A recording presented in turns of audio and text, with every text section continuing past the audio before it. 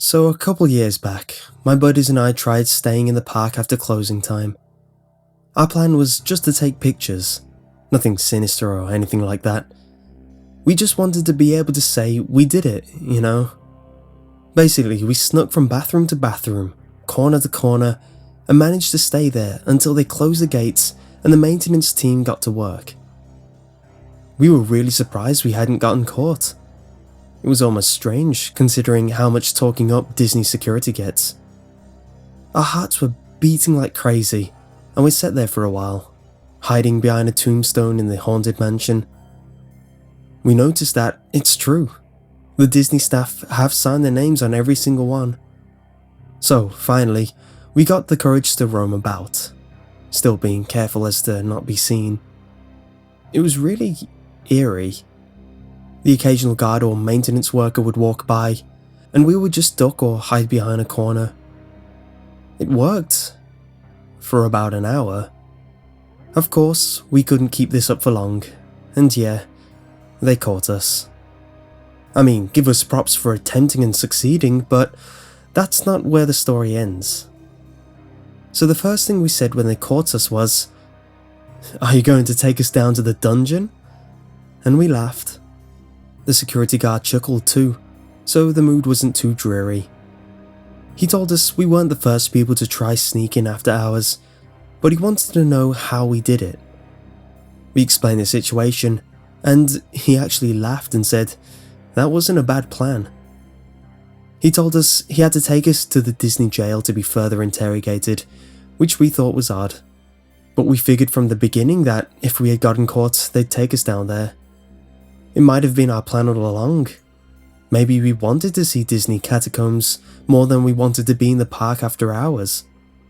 So he called for more workers to come and help him escort us, and we went on our way towards Toontown. Then they took us down in this elevator. Right into hell. The first thing we noticed was how expensive looking the elevator was. I didn't know if that makes sense, but it's hard to explain. It was like a stainless steel interior with mirrors all around, and the floor was this tacky red carpeting, but it looked expensive. There are only 2 buttons in this elevator, not counting the emergency buttons. One said up, the other said down. I had forgotten to mention they never handcuffed us or zip-tied our hands. They just kind of walked beside us, expecting we'd follow.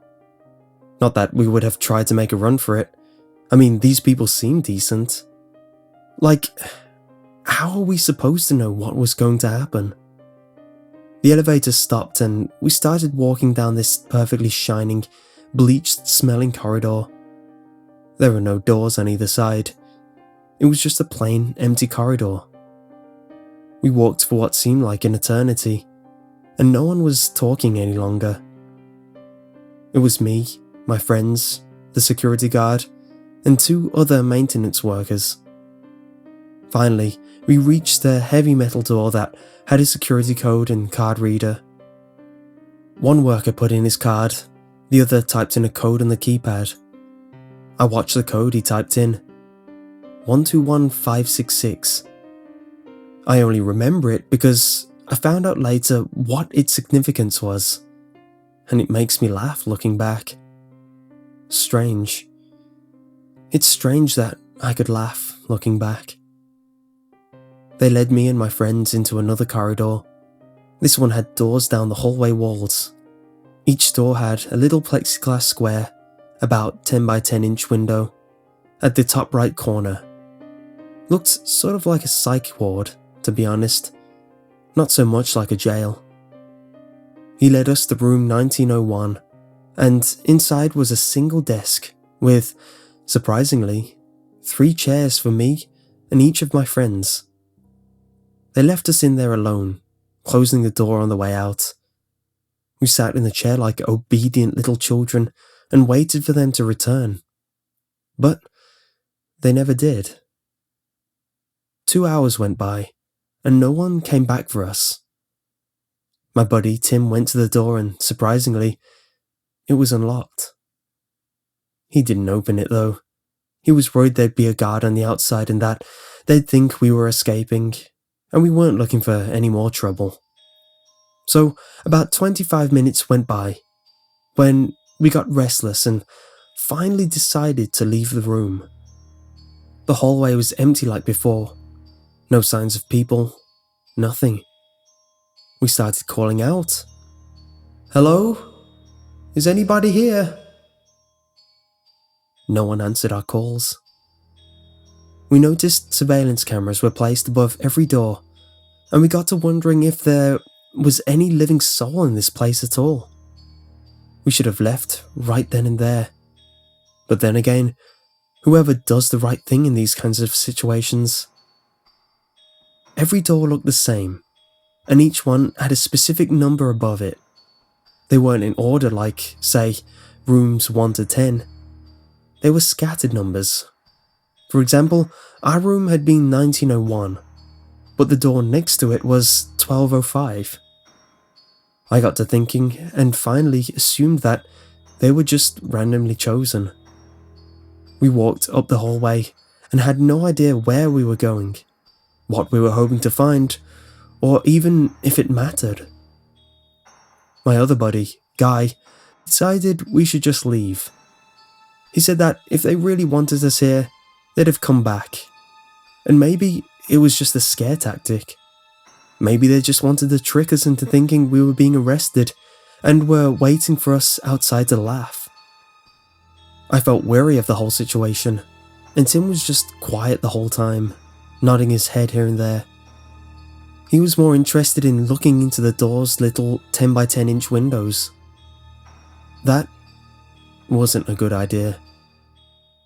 I tried to tell him, but of course, no one listens to reason when they're freaked out. And we were definitely freaked out at this point. The cameras above the door were capable of motion detection and followed us as we wandered down the desolate corridor. A little red light at the bottom of the lens, blinking each second. No noise filled the air. All we heard was each other breathing. Then, it happened. We had reached the end of the hallway. Unfortunately, the door at the end had another pin code reader. I tried the pin from before, the one I saw them type in, but it was invalid. At that moment, the lights in the hallway shut off, and we heard the doors. I can still hear them to this day. The doors opened. All lining up the corridor, they made a subtle creak, and then a boom as they hit the wall beside them with force. As I said, after I entered the invalid code into the keypad, the light shut off and the doors opened, except for the one door with a keypad. We also noticed, as the doors opened, each doorway had a little bit of light seeping from its open pathway. We stood there, stunned for a good 5 minutes, not knowing what to do. We figured we tripped some kind of alarm and that this was just protocol. A standard drill in case of an attempted escape. What were we supposed to think? So we turned the other direction, away from the locked door. A sense of panic hit all three of us for some reason, and we got the urge to run. No one agreed to running. It was like we all knew we had to, at the same time. Some sort of instinct, like a baby gazette knowing when to run from a lion. We were in a lion's den, alright. It wasn't until about the 10th door we passed that we began to look into the doorways as we passed them. Standing at the doorways were people in costume. We were running past Donalds, Mickeys, Goofies, Plutos, and all different kinds of Disney characters. It was insane, and we screamed at the top of our lungs. I know they say never look behind you as you run, but I did. They were leaving their rooms and following us. Not running, just casually walking towards us. I think that is what made it that much more terrifying. Almost like they knew we had nowhere to go. Now, I don't know if it was all in my head, just from sheer panic and fear of the moment, but I swear, I could swear on my mother's life, I heard "It's a Small World" playing over an intercom. I have a fear of dolls, and the ride always gave me the creeps my whole life. Now I could see them, the little robotic dolls, standing in the doorways as we passed. Still following were the costumed characters. The dolls weren't chasing us, thank God. I could have died from a heart attack if I had seen the dolls following suit, but they didn't. It just made the situation all that better. I mean, how many times have you been followed by a group of costume individuals, seemingly out to probably eat you alive? At least that's what I told myself to keep myself moving. Stopping meant being devoured by Donald Duck. I don't know about you, but I don't want to go out like that. Tim was crying. Guy was sweating and breathing heavily, and I just kept turning my head to see if we were being followed. And of course, we were. I'm not sure how many doors we had passed at this point, or if there really were different characters at each door, but I knew that this hallway had to end at some point, and we were getting the hell out of this place pronto. Easier said than done. I looked back after another minute or two of running and noticed there was nothing behind us anymore that we could see. I heard footsteps, but figured we had gotten so far ahead that they were just still walking casually like before. The hallway was still going on for what seemed like forever, and Guy needed to stop, or he was going to faint from exhaustion. The door beside us was open, with a light on but nothing inside. I decided we would hide in there till we caught our breath and could continue onward. As we closed the door behind us, I noticed the room was 1966. Again, that meant nothing at the time. Tim was pacing the room. Guy was laying on the floor, still breathing pretty hard, and I was at the window, looking out. I saw nothing. No more music, no nothing. It was dark out, and hard to tell for sure, but I figured I would have seen figures, shadows or something. Still, I kept watch. After 15 minutes or so, Guy said he was good to go. Tim was the only one smart enough to pull out his new Razr cell phone. No signal, of course. He opened the door subtly, quietly, but heard no footsteps. Nothing was following us anymore. But we weren't taking chances. We got back to running. It only took another 7 minutes to reach the door, give or take. It had no keypad, and it was open. We entered the corridor from before, and thank God, there were no doors. We ran for the elevator and got in, pushed the up button, and stood there, looking at each other, dumbfounded as to what had just happened. None of us spoke. We just waited till the elevator opened, back to Toontown, and started making our way for the front gate. We kept a low profile, using the same duck and hide technique that had gotten us this far from the get-go. Maintenance workers and security guards were still about, but we couldn't take any more chances. Finally, Tim lost it and took off in a sprint. I couldn't imagine what had set him off, until I looked and saw that everyone in the park just stood there, staring at us with blank faces. We heard a voice over the intercom explaining that 3 fugitives had escaped from captivity and needed to be escorted back into the jails below. We booked it, catching up to Tim. Costume characters appeared from the shadows, workers and guards chasing after us. Everyone was sprinting for us. I couldn't see well, but I imagined drool dripping from their jowls. They wanted us back down there. We had escaped, and they were mad. The gate was just up ahead. The creepiest thing about it all was that, besides the voice over the intercom, the park was dead silent. No chat from the workers could be heard. Even now, as we were running for what we assumed was our lives, from the characters, the workers, the guards, no one bothered to shout after us. No one yelled. No one said, "Stop." Nothing. Just footsteps and the occasional cough from Guy. As we made it past the park's front gate, we didn't stop until we got to the parking lot. Our cars were gone, and we were left scratching our heads.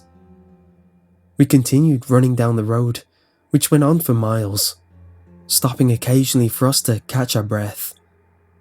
We made it to a little corner store, where Tim used his cell phone to call a taxi cab. When it finally arrived, we took the cab back to the hotel we were staying at, paid the fare, and went up to our rooms. In the end, the next day, we got a call from the hotel's front desk, so we headed downstairs. There were officers waiting for us. They said our car had been impounded and we needed to pay the fine. They didn't ask us any other questions, and we didn't bother telling the police anything that happened.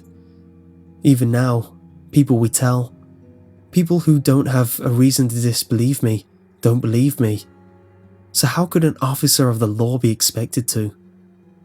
We didn't bother. We simply paid the fine and drove home.